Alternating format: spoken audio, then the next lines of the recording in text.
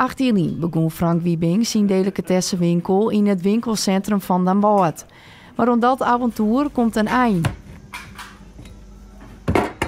Maar eerst even waarom naar het begin, want hoe komt de Griense nou in Den Bosch terecht? Ik ben ongeveer 10 jaar geleden ben ik in contact gekomen, eigenlijk via de badminton ook, wat ik ook jaren hier in de buurt heb gedaan allemaal.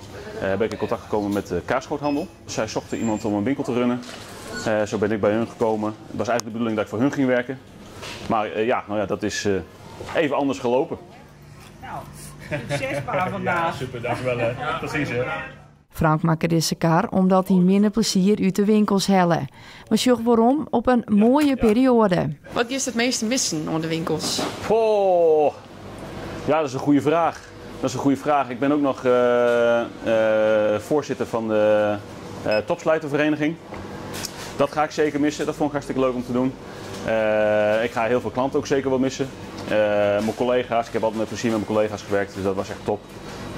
Straks zit ik even thuis en dan heb ik natuurlijk helemaal niemand meer omheen in wezen. Dus dan, dan zal het even lekker rustig worden. Dat zal ik vast gaan missen. Maar geen zorgen voor de trouwe klanten. De winkels worden onnaam.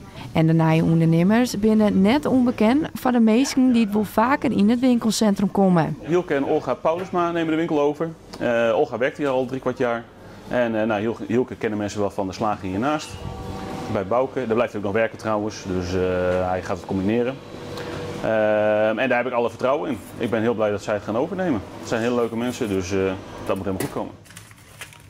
Wat ben de plan voor de toekomst? Heb ik nog niet. Nee, heb ik nog niet. Dus als iemand nog wat weet, dan... Eerst met de beetjes lang eet. Eerst even rustig aan. Zorg dat alles hier voor elkaar is en alles goed afgerond is. En dan gaan we weer kijken naar een nieuwe uitdaging.